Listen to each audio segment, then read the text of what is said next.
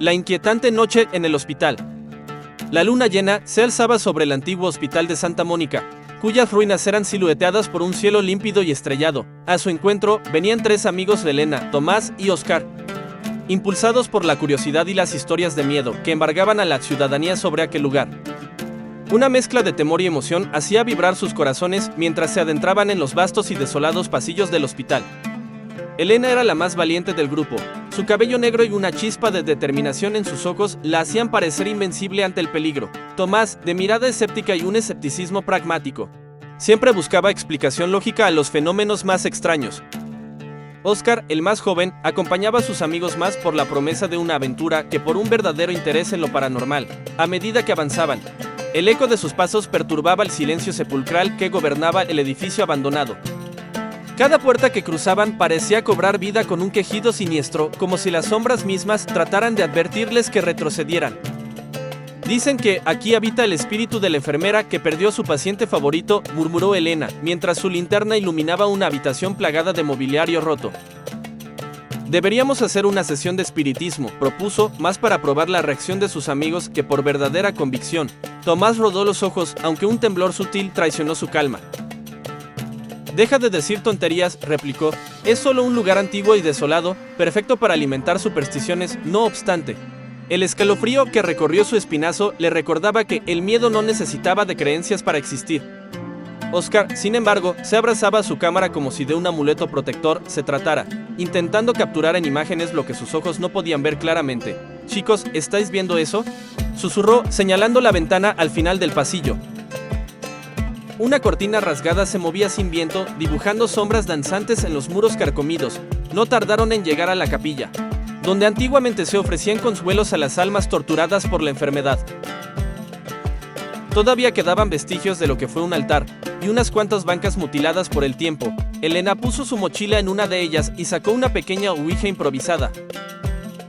¿Estás listo para demostrar que todo esto es un cuento de viejas, Tomás?, le desafió con una sonrisa. Esto es una locura, intervino Oscar, cuya voz delataba un temor genuino. Sin embargo, la fascinación de los acontecimientos que podrían desplegarse ante ellos era lo suficientemente fuerte como para mantenerlo en su lugar. Mientras colocaba sus dedos sobre el planchete junto con Elena, Tomás no pudo evitar pensar que estaba por cruzar una línea peligrosa. Solo juguemos a tus juegos, pero cuando no pase nada. Nos vamos de este lugar, dijo con firmeza. Los segundos que siguieron estuvieron cargados de una tensión que parecía surgir de las mismas paredes. ¿Hay alguna presencia aquí con nosotros?, preguntó Elena con voz apenas audible. El silencio fue su única respuesta, un silencio que parecía tomar consistencia y peso. De repente, el planchete se movió ligeramente, lo suficiente para que la respiración de los tres amigos se detuvo. ¿Fuiste tú, Elena?, tartamudeó Oscar, incapaz de despegar la vista del tablero. No, no fui yo, replicó ella, sus ojos barrían la habitación en busca de una explicación racional. Cuando el planchete se deslizó hacia el sí con más fuerza, ya no quedaban dudas de que algo o alguien estaba respondiendo. Tomás se puso de pie, su rostro pálido como el mármol. Tenemos que irnos de aquí. Ahora, dictaminó, su voz era un mando más que una sugerencia. Apenas habían emprendido su vida cuando un murmullo surgió desde lo más hondo del hospital. Voces susurrantes, ininteligibles, cargadas de dolor y pesar que los envolvían en una sábana gélida de miedo. Corrían por los corredores iluminados solo por los intermitentes haces de sus linternas. Cada sombra se convertía en un ente acechante, cada grito del pasado en una amenaza actual. Oscar, rezagado y sofocado por el pánico, trastabilló y cayó al suelo. En ese momento, una figura se desvaneció al fondo del pasillo, con los cabellos enmarañados cayendo sobre un rostro que el tiempo había borrado. El espectro de una mujer en hábito de enfermera lo miraba inmóvil, con una tristeza infinita en sus ojos vacíos.